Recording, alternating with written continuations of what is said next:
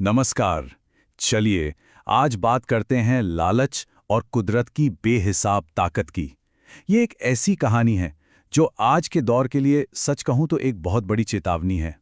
जरा सोचिए, किसी को कार से टक्कर मारने के बाद वही शख्स जमीन पर पड़ा हंस रहा हो और जंगली कुत्ते आपकी तरफ बढ़ रहे हों और वो कह रहा हो, तू नहीं बचेगा, तेरे कर्म तुझे नहीं छोड़ेंगे। जी हाँ, इसी खौफनाक मंजर से हमारी कहानी की शुरुआत होती है। तो सवाल ये उठता है कि शहर का एक राजा, एक अरबपति बिल्डर आखिर इस हाल में पहुंचा कैसे?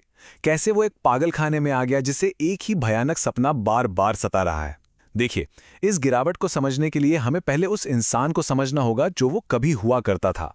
तो कहानी का जो मेन कैरेक्टर है कुबेर सिंघानिया, वो किसी आलीशान ऑफिस में नहीं है। नहीं, वो एक अस्पताल के बिस्तर पर पड़ा है।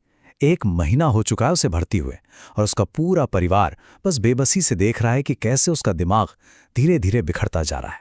डॉक्टर भी एकदम हैरान है। उसे कोई फिजिकल चोट नहीं है, कोई ऐसा हादसा भी नहीं हुआ है जिससे वजह बताया जा सके। बस एक हंसता हुआ बूढ़ा आदमी है जो उसे ख्यालों में सता रहा है। तो फिर उसे यहां तक लाया क्या? क्या हुआ था उसके साथ? अच्छा, इसी सवाल का जवाब ढूंढने के लिए हमें थोड़ा सा वक्त में पीछे जाना पड़ेगा। ये देखना पड़ेगा कि आखिर ये कुबेर सिंघानिया था कौन। यहां फर्क एकदम साफ दिखता है।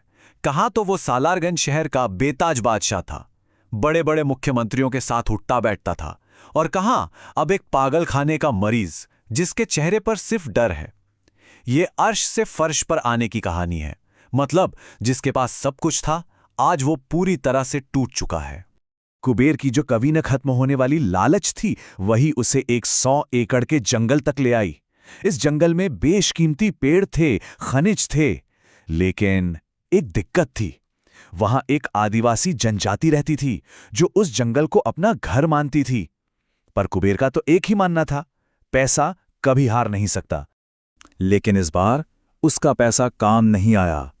जनजाति ने झुकने से साफ मना कर दिया। और यहीं कुबेर का सामना एक ऐसी ताकत से हुआ, एक ऐसी आस्था से, जो उसके पैसों से कहीं ज्यादा पुरानी और कहीं ज्यादा शक्तिशाली थी। उस जनजाति के लोगों ने उसे राखानदार के बारे में चिताया।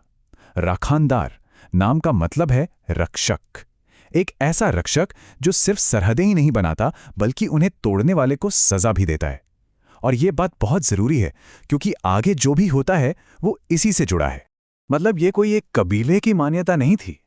वन देवता, जंगल बाबा, बूढ़ा देव, नाम कई थे पर शक्ति एक ही थी। जंगल का एक रक्षक जिसकी जड़ें संस्कृति में बहुत बहुत गहरी थीं। कुबेर को ये बात हजम ही नहीं हुई कि कोई उसे मना कर सकता है।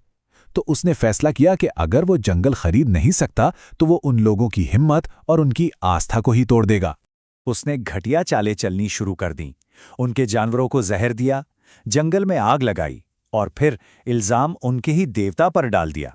लेकिन जनजाति का अपनी जमीन और अपने राखानदार से जो रिश्ता था वो अटूट निकला। और बस यहीं कुबेर अपने अहंकार में सारी हदें पार कर गया। उसने गुस्से में आकर वो किया जो सबसे बड़ा पाप था। उसने राखानदार की मूर्ति को ढूंढा और उसे उठाकर पानी में फेंक दिया। और यहीं से सब कुछ बदल गया। जिस पल उस मूर्ति का अपमान हुआ, उसी पल से कुबेर की असलियत, उसकी दुनिया बिखरनी शुरू हो गई। बदला फौरन नहीं लिया गया, नहीं, ये एक धीमी प्रक्रिया थी। धीरे धीरे उसके जहन पर कब्जा किया जा रहा था। हफ्ता दर हफ्ता उसका दिमाग खोखला होता गया और 1 महीने के अंदर वो पागल खाने पहुंच गया, जहां वो बूढ़ा आदमी अब उसके सामने था और खुद को राखानदार बता रहा था।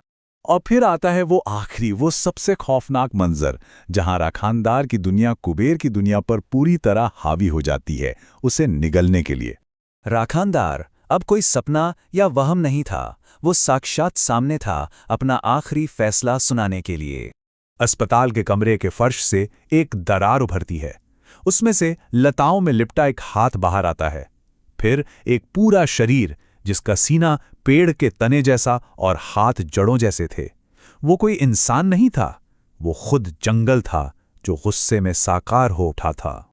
राखानदार का आरोप एकदम साफ था।